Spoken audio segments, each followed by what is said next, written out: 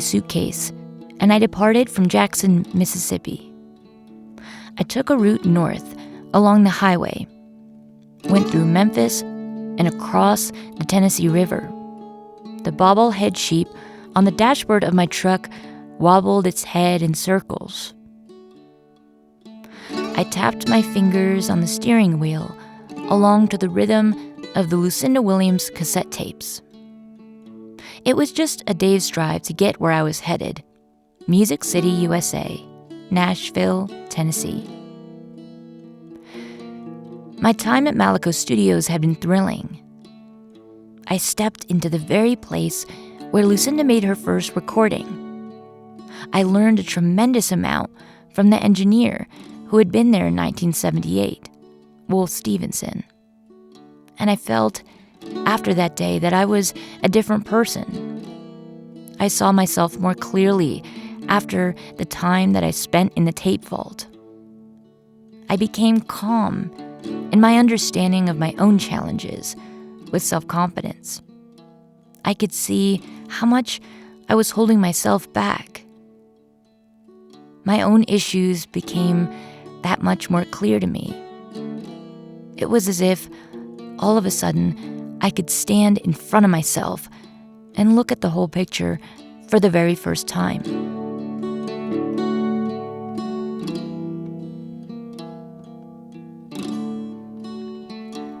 I was going to Nashville for a very specific meeting, a very special one.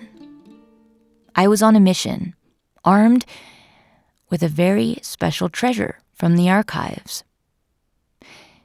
When I was at Malaco Studios, I uncovered an old recording session Lucinda did in the late 70s, one that had not been heard by pretty much anybody except for who was there that day. And my plan was, once I got to Nashville, I could share the tape from that session with one person, Buddy Miller. I wanted to finally share with someone this tremendously exciting discovery. I hoped that he would be as delighted as I was about what I'd found. I wasn't sure, though, what he would think. I had kept this little thrill to myself on the drive, this little heartbeat of a treasure only I had. And I wondered, would listening to this old tape make him cry the way it made me cry? Would he understand the meaning it had for me? I was also going to Buddy Miller, not just to share this little treasure and see what he thought, see what it meant about Lucinda.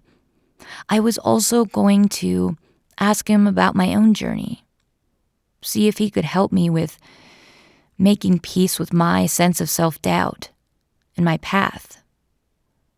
I wondered if maybe he just might be the first person on this trip who could provide the salve I was looking for. I was hoping he'd help me calm my aimless hopes.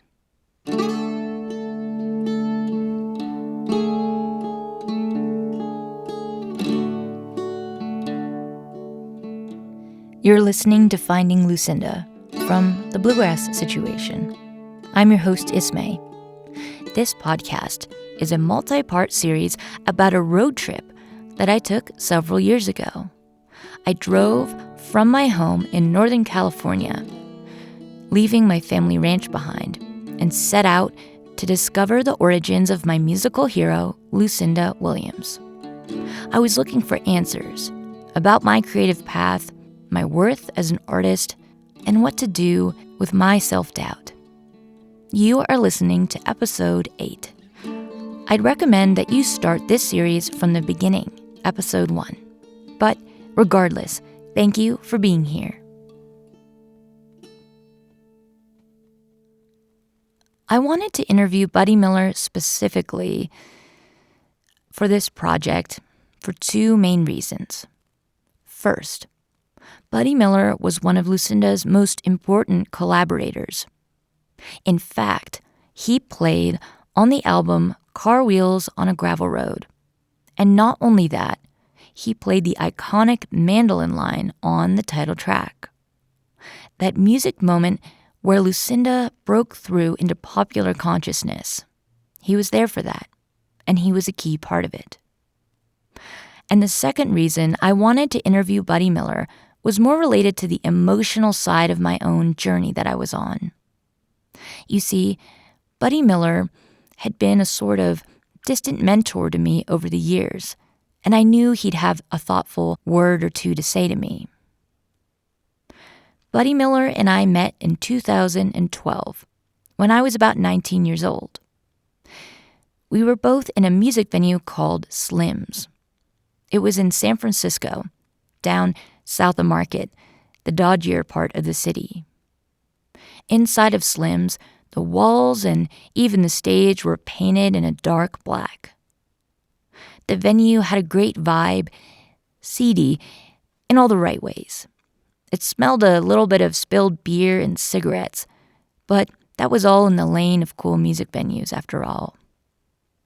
We were both at Slim's that day because we were attending an after party for a music festival. It was the one that my grandfather had started when I was a little kid. And so, when I was 19, I was at Slim's and had just started playing music. I decided this was my chance to take my first huge risk. I really wanted to be a singer-songwriter, but I didn't have much experience. I didn't have my own songs that I had written. So I decided that in honor of my grandfather and that festival that he had started, I'd sing a song to remember him by. A song by Patty Griffin that was about grief and loss. I was extremely nervous. I had this cruddy little guitar from a local shop. I had played mostly in private since I was 15. And with my little experience, I was really excited that I could finally play this fun little lick on one of the high strings. People were chatty in Slim's that day, though they quieted down a little bit when I got up on stage and started singing. And as I sang, somebody came up from downstairs to listen. This person made their way up from the green room, and it was Buddy Miller. I hopped off the stage hastily, and Buddy came up to me. He said something along the lines of, "That was really nice. You did a great job. You really got something special in your voice." I was bashful in my reaction. I didn't want to draw too much attention to myself because I wasn't sure that I really deserved this positive feedback. But that comment and the kindness in Buddy's eyes meant the world to me in that moment. I'd never had a real professional musician like him out of the blue say something like that to me. And so, over the next few years, I occasionally sent Buddy a song of mine. He would always offer some kind words, and he even took a couple hours to chat with me over the phone to give me feedback on what I was working on, what I should be doing. And that interaction, that support that he gave me, it made me feel like maybe I wasn't so bad. If Buddy Miller went out of his way to give me positive feedback, maybe I had a little bit of something to offer. So that was how Buddy and I met, when I was 19.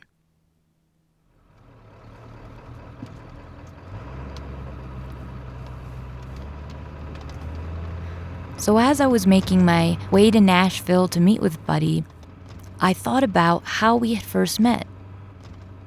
It had been about a decade since that day in San Francisco at Slim's. And I wondered if I was living up to his hopes for me. I wondered if he felt that that moment he went out of his way to encourage me was worth it. I knew that I hadn't become famous or successful or anything. I had just been moving forward one song at a time.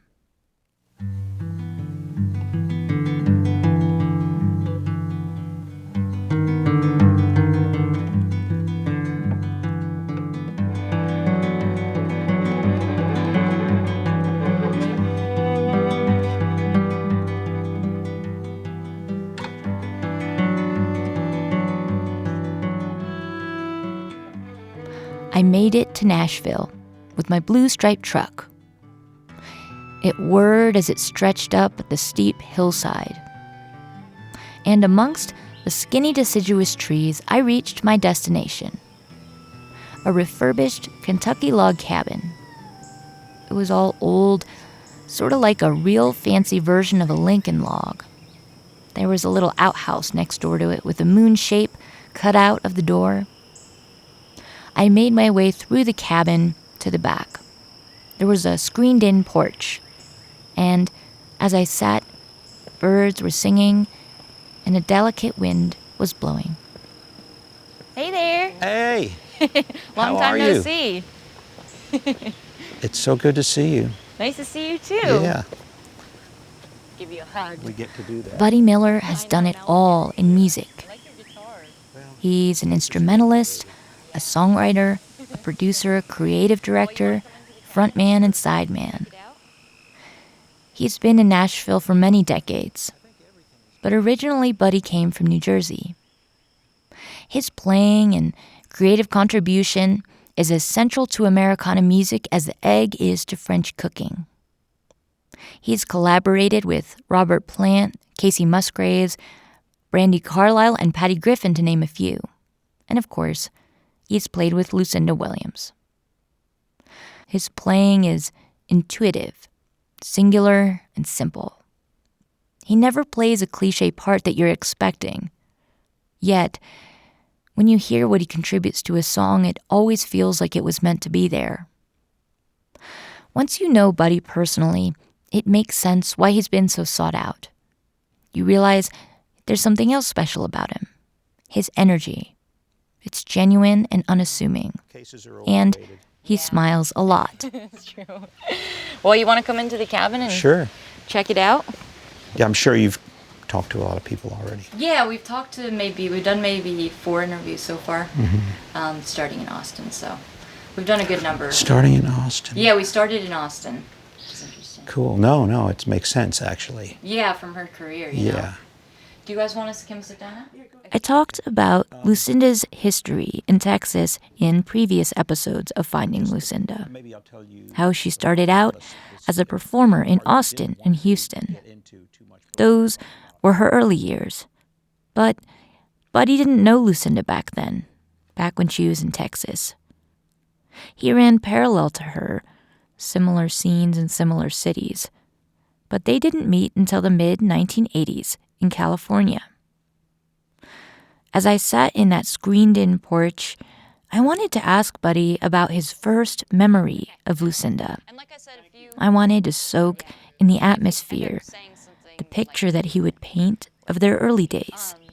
So yeah, I guess I was just going to start by asking if you remember, the first time you saw or met Lucinda. I do. The first time I saw and met her, but the first time I heard her name maybe was before that, because I lived in Austin in the mid-'70s. And at that time, I think Lucinda was hanging out, just sitting around with an acoustic guitar singing old songs. So I'd heard her name, but it didn't really connect till later on. The first time I really met her and heard her was when, I'm trying to remember the year, probably 85 or 86, at a little coffee house called Sacred Grounds on Haight Street. Julie and I were living in San Francisco, and Lucinda went on, and the head tilted. I hadn't heard her before that. And both Julie and I were struck by her writing and her singing, and her guitar playing. It wasn't long after, probably within 2 years of seeing her, I wasn't really doing much in San Francisco music-wise. So my friend Jim Lauderdale was living in LA. I knew him back in New York in 1980, and he was doing really well, as was Lucinda was starting to play. There was a scene there anyway that there wasn't in San Francisco at the time, of kind of old roots music, country music, which is what I veered a little more towards. And Julie and I packed up and moved to to LA. And that might have been 86, 87. So it turned out that Buddy had seen Lucinda in San Francisco way back in the day. That was amazing to learn. I had never realized that he had seen her perform so early on. In the late 1980s, Buddy decided to move to LA. And that was where Lucinda was already living at the time. I want to review a little bit about the history of Lucinda in LA. And that's because this place and time is so important to her development as an artist. In the early 1980s, Lucinda was living in Texas. She had made 2 records, Ramblin' on My Mind and Happy Woman Blues. But Lucinda felt stuck. She'd been working on her music doggedly. She had even made expensive demos with well-known musicians T-Bone Burnett and Taj Mahal. In 1983, she tried to take these demos to record labels, but they were not offering to sign her in spite of all of her hard work. In these meetings, the labels often said that she was too much in between country and rock. So, in 1984, she split from Texas and moved to an apartment in the Silver Lake neighborhood of LA. She got a job, bussing plates in a taco shop. She even worked at a record store. And in that apartment in LA, she wrote and wrote and wrote. She developed new material. And she also became part of the LA live music scene. Lucinda performed as much as she could. One night, Lucinda met someone who would become a very important part of her development as an artist. But at the time, she didn't know it. Lucinda was performing her music at a show that was called Millions of Williams. It was in Hollywood. The show featured 3 acts: Lucinda Williams, Victoria Williams, and the Williams brothers. And this guy showed up, a guitar player. He dug her sound. They met briefly, but there wasn't much weight to this initial interaction. Soon after that, Lucinda was rehearsing with her new band she was putting together. It was bass, drums, electric guitar, and her on acoustic and vocals. And that guy who she had met at the Millions of Williams concert showed up. But he wasn't there to play with the band. He was just dropping off the drummer. But on that very night, the original guitarist that she had hired wasn't there quite yet. And so this guitar player that she had met in Hollywood said, "Hey, why don't I just sit in on a song or 2?" That guitarist would go on to become a huge part of Lucinda's sound, and his name was Gurf Morlix. It might have been 86, 87, maybe, probably 87. And that's when there was that scene at the Palomino and some other dive bars where Lucinda and Gurf would play or hang out. I remember several nights just hanging out at this dumpy bar called Ray's Lounge, where we just sit around and listen to the band, who was always friends, and we'd all just be hanging out at that point. And I'd go hear Lucinda whenever she'd play with Gurf as a duo. There was a lot of duoizing back then. Just sort of being in awe. And the way Gurf and her work together, his playing is so economical. There's not one note more than needs to be there. And a lot of his signature licks kind of contributed a big part of the songs, I thought. And those songs, Julie was just in awe of her writing. That was another thing. I thought, we both thought, well, this is country, isn't it? It sounds like country to me. I mean, what country is to us is different than what it is to people here in Nashville. But our sensibility was pretty broad, and this is just good country. It just made sense. And that's what it seemed like. Even a very, beautifully and simply written, although the songs were multi-layered and a lot deeper maybe, but it seemed like the root was country. I wasn't getting the blues, although you did hear the blues root too. So, yeah, I know she did not think of herself as country. Really? That's what I remember anyway. And she was right. Yeah, that's so interesting. So she saw herself as rock music, basically? I don't know, but I don't think she put herself in a box. I don't think there were any boundaries. I think she knew where she came from. She may not have articulated it to somebody if they were talking to her, but she knew she wasn't country. I mean, country artists recorded her songs. It's interesting. It's like maybe because she had Lucinda and Gurf had something really special as a musical pair. They played all around town. At the time, Lucinda was writing great songs, but she didn't have a record label to put her music out.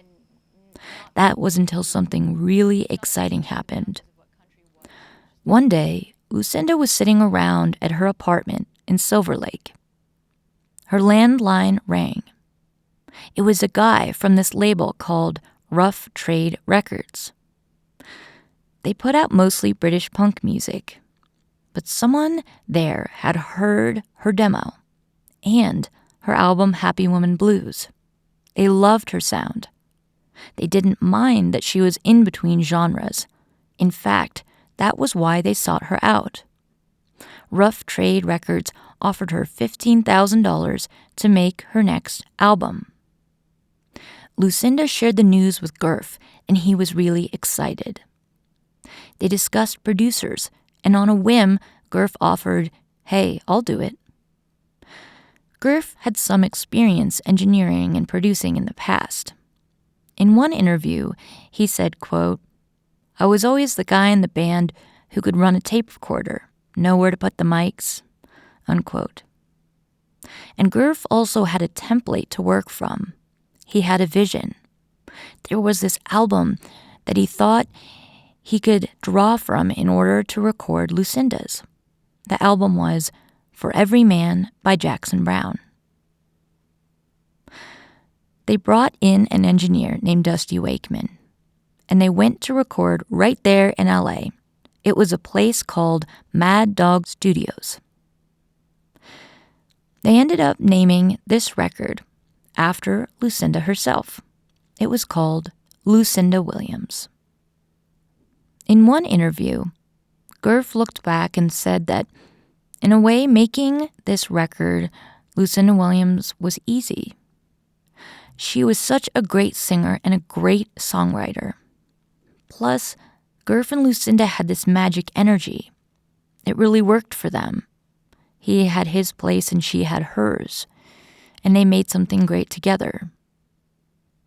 Looking over the track listing, it's obvious that this album really did have some incredible songwriting behind it. In fact, songs from this record top the list of her best, even to this day. Songs like The Night's Too Long, Side of the Road, and Passionate Kisses, which won a Grammy for Country Song of the Year.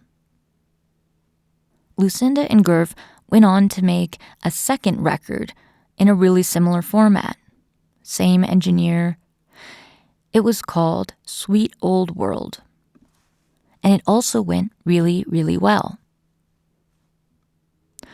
The collaboration Lucinda and Gurf were doing together was working out fantastically. She was producing music on a whole new level. Her work was deeply compelling, and the sound of the band that Gurf helped to create highlighted her incredible writing. She wasn't quite rock, not quite folk, not quite country, but she was all poetry, music right from the heart. Right. Well, I think that's what it was, too. In every way, I think of those two records that she made their Sweet Old World and the self-titled record is kind of one thing. Although Dusty came in, did he co-produce the second one, I think, right? I think so. Yeah. But they draw from so much. It's not just country. Yeah, that's so interesting because Passionate Kisses won Grammy for Country Song of the Year. Yeah. It wasn't her version, but Country Song of the Year. And I'm not sure if that meant, I don't know if that meant that much to Lucinda. I don't know how important that was. She probably thought that's really cool, but she was more singular vision just about her music, I think. She's really serious about her music. And getting people to record your songs, that's cool and convenient and nice, but it's not what it's about. It was about her own music for her and developing that into what she wanted it to be. I think so. And I think it seems like she got that probably from her dad because he was, such a serious poet. He kind of made it normal to be like, yes, it's worth my time focusing on this art form and really putting integrity behind it, I would guess. I try to see Lucinda whenever I could because it just felt like one of the important things to do. And one of the most moving shows that I saw was her and her father together. During that time that Gurf and Lucinda were playing and collaborating on records in LA, Buddy was learning from afar. Buddy and Lucinda didn't play together until another huge turning point came in her career. That was the making of Car Wheels on a Gravel Road. There's a lot of people who've talked about and written about the making of Car Wheels on a Gravel Road. In the past, I thought I knew what happened. I thought I knew what the story was all about. I heard that it was incredibly difficult to complete. I heard that this record had to be remade several times over.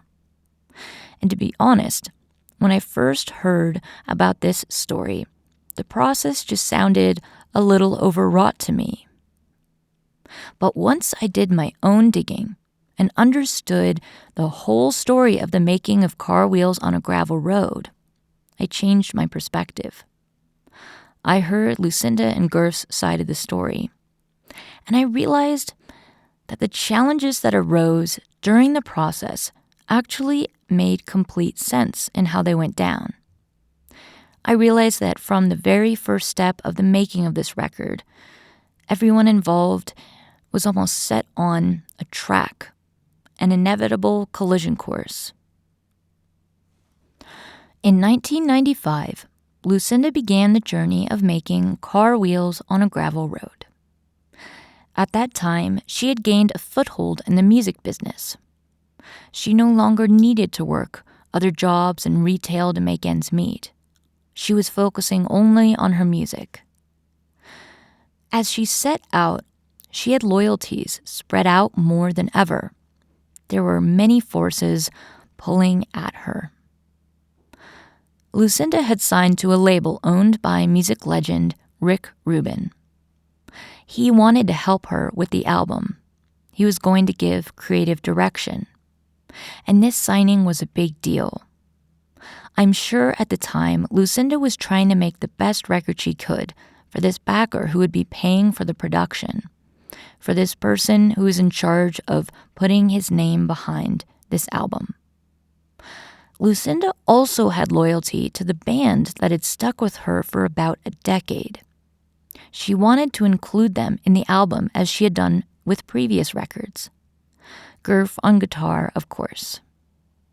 Additionally, Lucinda had an audience, people who were coming to see her play, fans who expected something of her. And lastly, Lucinda had loyalty to her own creative vision. She was writing new material. These were songs that she struggled over for years. These were songs that represented her new sound. Songs that derived from her poetic upbringing and the years of arduous commitment to her craft. So there were all of these various oddly shaped pieces of a puzzle trying to fit together. Different parties she had to include, people she had to make happy, and the commitment she had to her own creativity.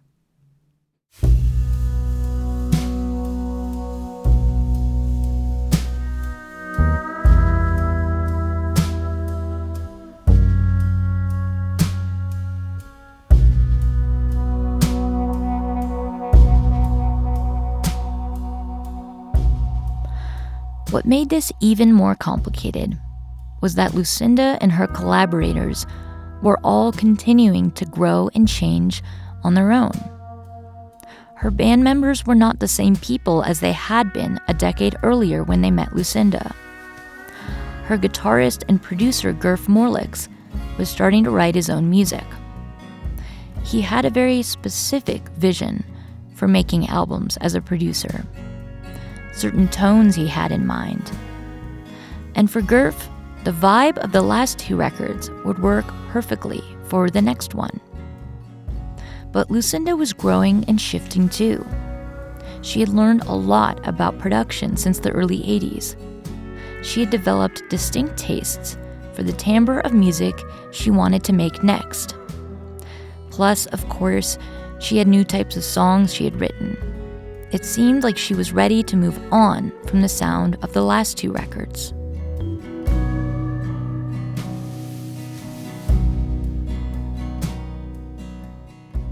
So, this is where everything collided. Everyone started out trying to make another record that fits somewhat into the box of Sweet Old World and her self-titled album. But too many things had changed. There were too many cooks in the kitchen. People were outgrowing their roles, trying to embrace new ones. This album, Car Wheels on a Gravel Road, needed more room than that.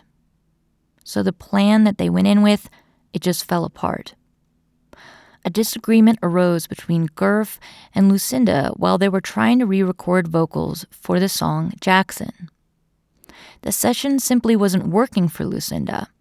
She knew it deep in her gut.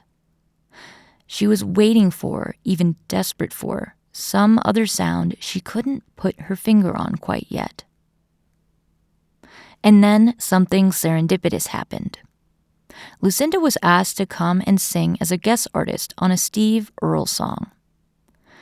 When she arrived to the studio, she was surprised, because that day, she heard something she absolutely loved. On Steve's recording was a certain vocal sound, compression with a certain type of unique microphone. Excited, Lucinda went back to her band and her producer and shared mixes from that album Steve was making. She loved it and wanted to offer it as a direction for her record. But Gurf did not resonate with the new sound. He felt like the album they were already making was in the right style. In fact, in his mind, it was almost finished. Lucinda and Gurf were at an impasse. They just couldn't agree anymore. They had been playing together for over a decade. He had been a huge part of her development. But finally, after years, they just couldn't see eye to eye anymore. Each was growing into a shape that no longer fit into the same puzzle. I'm sure this experience was painful for the both of them. I know that there was a lot of hurt feelings, understandably.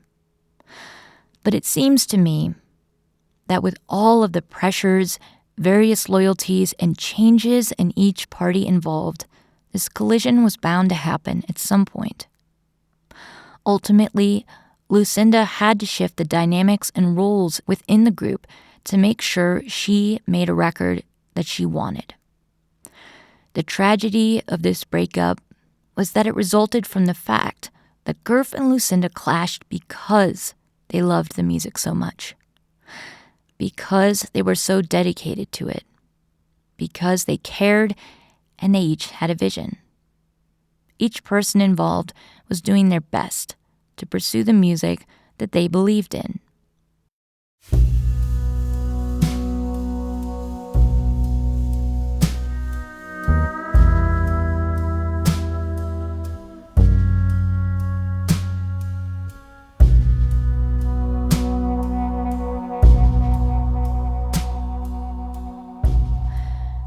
This point is where Buddy Miller came in to play with Lucinda for the first time. Right after Lucinda took the album in a new direction, she went to the same studio and engineer where Steve Earle had been working, with this guy Ray Kennedy. Initially, she intended to just do one song, but she was so excited about this new sound that she ended up recutting most of the record there in Nashville. Oh, okay. Which I could just walk to from our house. Oh, wow. Yeah, it seems like that song, Passionate Kisses, was a turning point for her, but I also think Car Wheels was a turning point. How did you get involved in Car Wheels? Well, Lucinda had been a friend just hanging out over the years. She'd at least known me and been a friend, and I love her, and we'd see her, run into her at CVS at 2 in the morning, back when there used to be and she'd be looking in the card section all the time. She's notorious for sending greeting cards for any holiday, from Halloween to there on out. So yeah, I remember seeing them at the Bluebird before Car Wheels came out, when they were just making it, and she played Car Wheels on a gravel road. That may have been the first time I heard that song. And she played a few songs from that record. And one of them, oh gosh, what was it? Was it Concrete and Barbed Wire? I think she was actually doing a little pitch for somebody should record this song in this town. And it was at the Bluebird, and it was before she was Lucinda Williams, and there was the back bar was just, even though you're not supposed to talk in the Bluebird, nobody was shushing anybody, so the back area was sort of talking away a little bit, and she was up there with just Gurf playing these incredible songs. Yeah. I kind of came in the back door, kind of accidentally, on Car Wheels. Gurf left, something went down, and Gurf went home. And I wasn't sure what was going on in some ways, but they called me, you want to come in and play on some of Lucinda's record? Ray and Steve producing and recording in Ray's room and board studio, which was a cool, very little, everybody's tight together in a small room, and a lot of waiting for Lucinda. But we would just be there, set up, sitting on the floor, guitars in hand. That part on Car Wheels, that Mando guitar part, did in Nashville at Ray and Steve's studio, just came in as an overdub. He's just saying, hey, listen to see if you hear something at the front of this song, and as a part, and picked it up, and it just came out and felt all right to me. I wasn't sure if Lou would like it or not. I don't remember if she was there. I think it was just Ray and I in the room at that time, but I think it stuck. They flew me after, Steve worked on it with Ray for a while, and then Steve had to go on the road, and he thought the record, I'll let him speak for himself, but from what I remember, I thought he said, well, it sounds done to me, and she said, it's not done.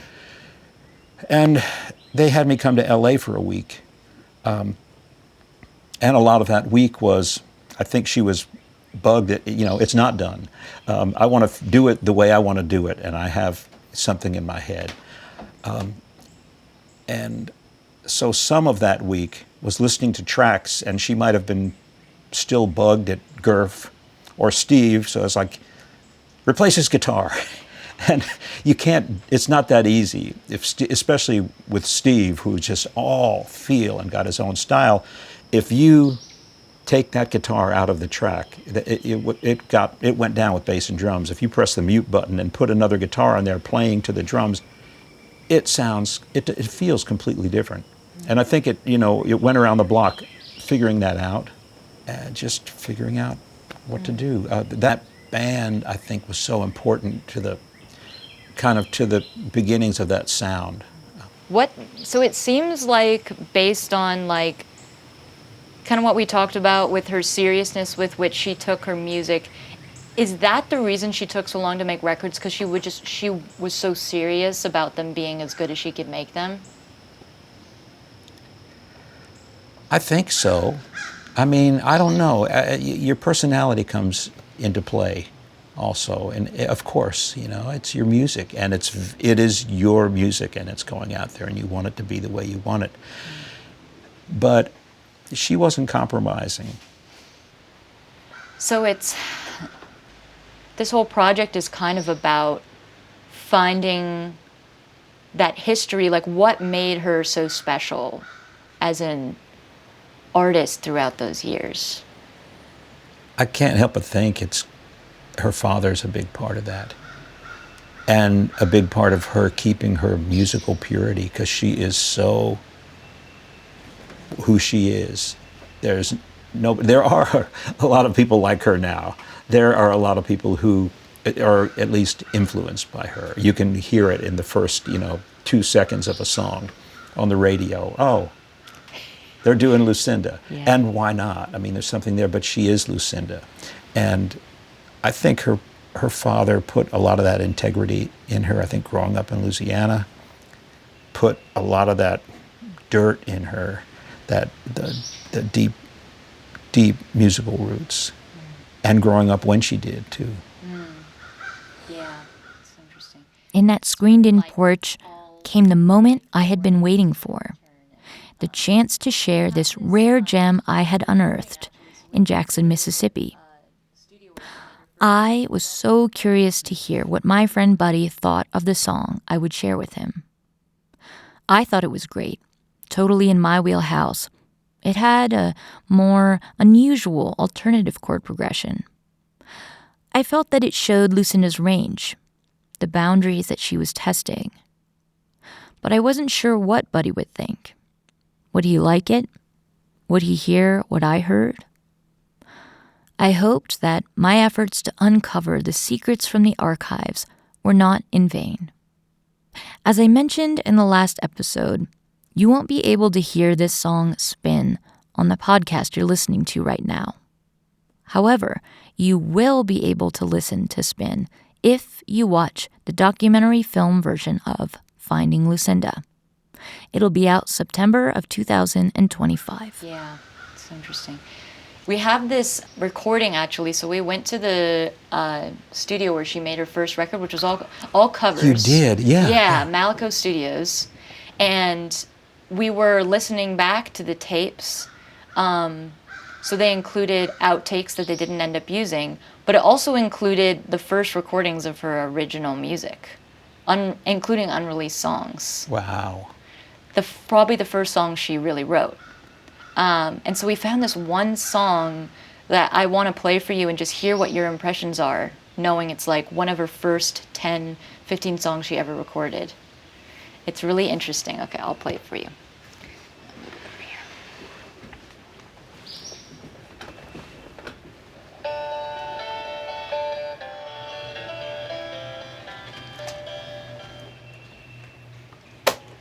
Wow.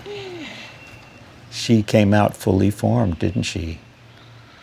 There aren't many that do. You hear early Willie Nelson, you hear him exactly the way he is now. You hear that sounds like Lucinda Williams. It's all there. Is that her playing the 12-string? In that moment in Nashville, I was taken by surprise by Buddy's response. I'm not sure exactly what I was expecting to hear. Maybe a more technical analysis. But Buddy heard, in that song on that tape, a person who was putting themselves out there fully right from the start.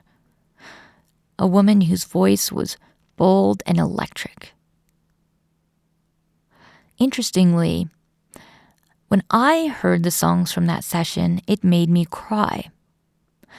And the reason behind my crying was the same thing that Buddy was pointing out in the interview.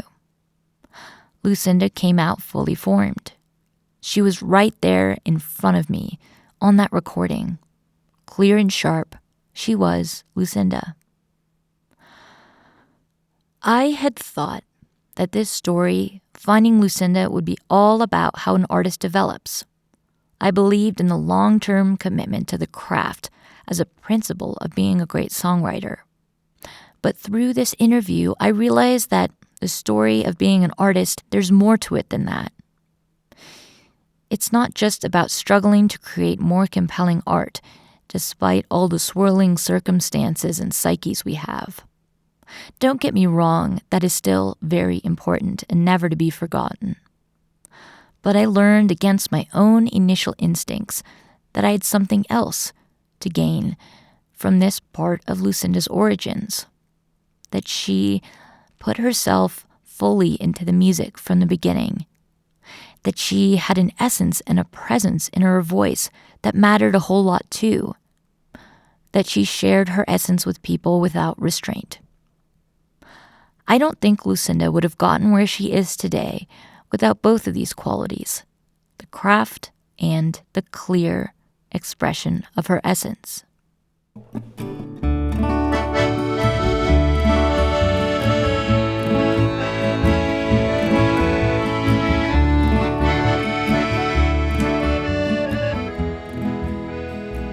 To conclude the interview, I wanted to ask Buddy two last things. I wanted to play a song with him, of course. However, I also wanted to reach out to him as a mentor. After all, he had been there for me from the very beginning, back when I was 19. He had encouraged me to keep going. I still had that need for someone like him to give me direction, for someone to help me remember that somebody cares, that somebody saw something worthwhile in me. So cool. So I was like, I also was thinking I would just ask you, but I remember we met about 10 years ago now. I was 19. At Slim's, right? Yeah, we were at Slim's. You were 19? I was when 19. You were up there singing? Maybe 20. Yeah. And you're good. That was kind of when I started wanting to be a musician. Before then, I grew up with the Bluegrass Festival, watching you and watching lots of other people, watching Lucinda, listening to Lucinda, but I was kind of like separated from it, and I think it never in that whole time ever occurred to me that I would ever be a musician. Nobody ever was like, oh, you should be a musician. It was sort of like, that's nice that you're taking guitar lessons. People would be nice, but that you were there for that moment in my life where this universe opened up because my grandfather passed away. And getting to play that song, that was that song at that party, and even getting you hearing that you enjoyed it, that was a huge turning point. Yeah, I didn't enjoy it. I was really moved. I would forget who I was talking to at the time. I forget everything, and there was, everybody would get up and sing, was it maybe one song?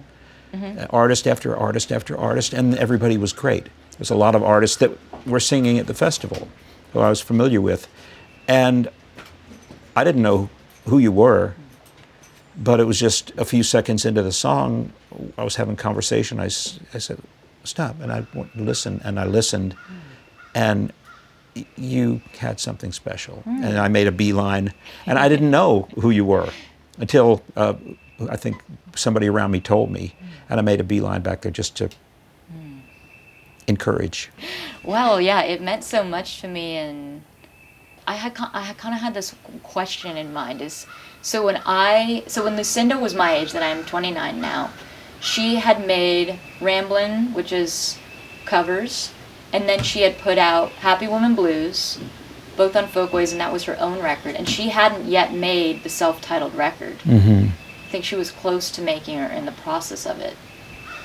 And being that, that's where I kind of am in, her age range. When she was about 29, I'm 29. I'm just, curious, if you were talking to Lucinda when she was in that time period of her life, as somebody who's an encourager, what would you have told her, do you think? Oh, I have no idea. That's a tough one, yeah. Well, what would you tell me? I don't remember what I told you. But I think, what would I have told Lucinda back at that, right before? I wouldn't. I mean, if she was making a record, I think she knows what she's doing. Yeah. And it's all there. I mean, I think even Gurf, when he called me that first time, right when they were going in the studio, I think he sounded cautious in that he didn't want to screw it up. Or didn't want to, it's something you don't want to put your stamp on or anything. It's all there, and you just let it blossom. Yeah. Letting it blossom, right? It's sort of like making sure you have... I'd had my opportunity to reach out to Buddy and seek his input. As usual, he was humble and kind. He relayed truths about being an artist in his own subtle, thoughtful way. Buddy gave me respect, which is what I always really wanted. I left that hillside cabin in the afternoon. I made my way along the Natchez Trace and listened to the bugs buzzing through the open windows of my truck.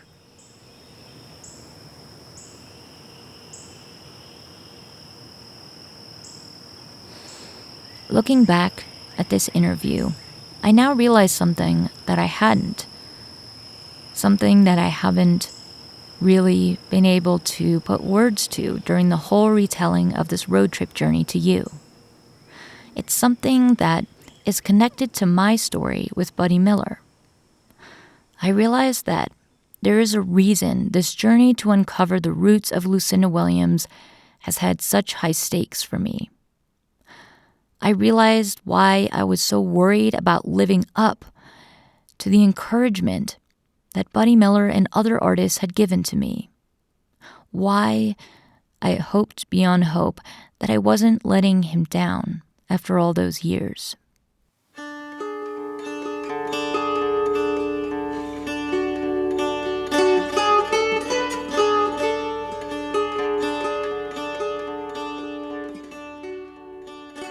Buddy Miller and I had met at my grandfather's festival 10 years prior to the road trip.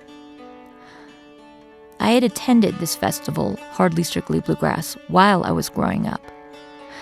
Buddy Miller has played it almost every single year. Lucinda Williams has played it too.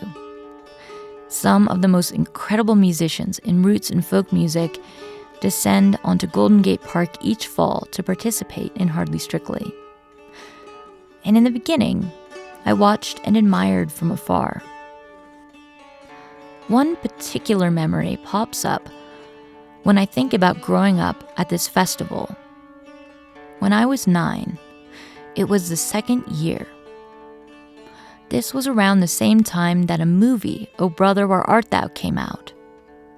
The film featured bluegrass and blues music and helped popularize these genres for the general public.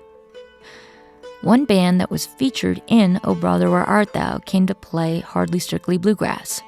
They were called the Peasall Sisters, 3 little girls that sang bluegrass songs. I sat and watched from the side of the stage.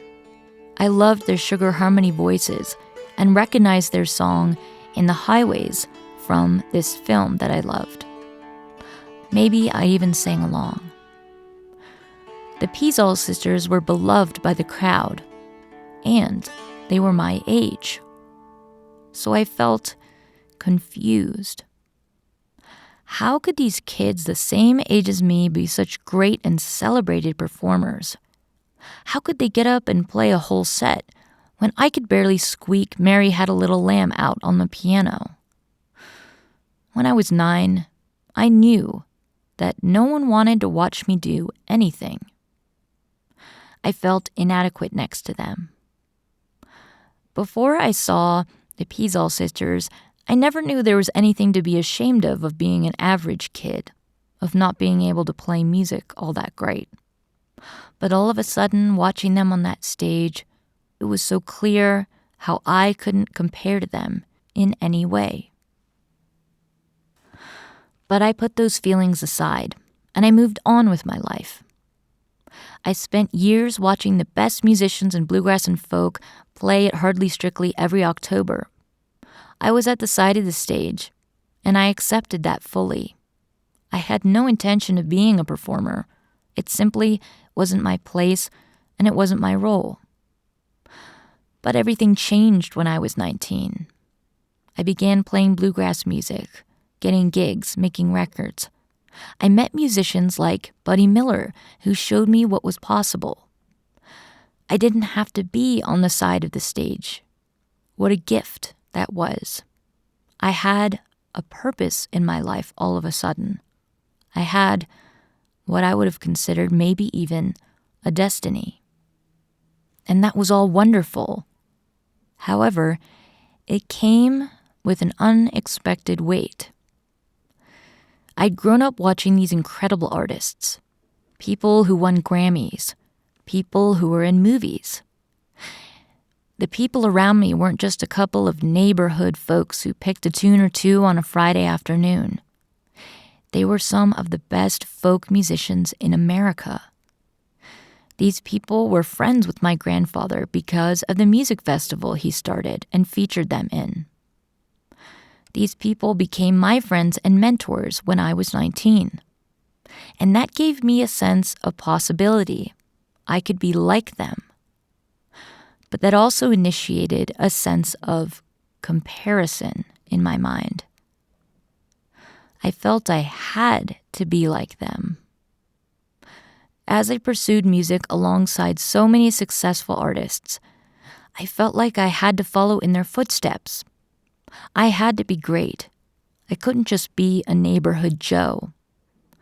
And that was because not being great like these musicians would mean I was personally inadequate. My logic went this way. Other people could say that they didn't succeed in music because they weren't well connected enough. They could say that they never had enough resources to pull from to follow their dreams. But I could never say that. I had so much because of my grandfather's festival and legacy. And that meant that if I didn't succeed, like those sparkling performers at Hardly Strictly Bluegrass, it would be all my fault.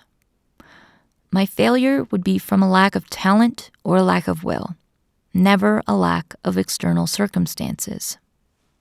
And that weight of my potential and my complete responsibility has always been there. This history of mine, connecting with amazing artists like Buddy Miller, has been a tremendous gift. But it also had a flip side. It grated at my self-esteem.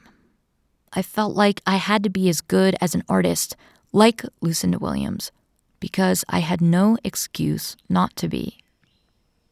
Looking back, I realize now that this weight was there when I set out on this Finding Lucinda road trip.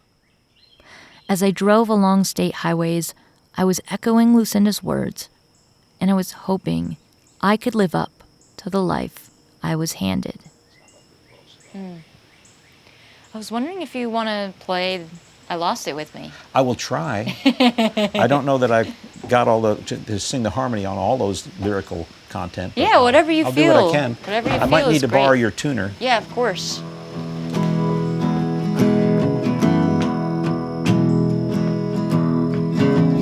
I think I lost it. Let me know if you come across it. Let me know if I let it fall along a back road somewhere. Money can't replace it. No memory can erase it. Thank you for listening to Finding Lucinda. On the next episode, instead of talking with a musician or an engineer who knew Lucinda early on, I am going to speak with another songwriter who came up after Lucinda. Someone who was as inspired as me to emulate her brilliance. Someone whose writing stands up as a beacon of quality. Whose writing points to the possibilities of being inspired by another artist, Mary Gauthier. I think I lost it. Let me know if you come across it. Let me know if I let it fall along a back road somewhere. And don't forget, we're going on an in-person tour this fall in 2025. We'll be sharing the documentary film and Lucinda music. We'd love to see you. We'll be all across the nation. Go to findinglucinda.com for details.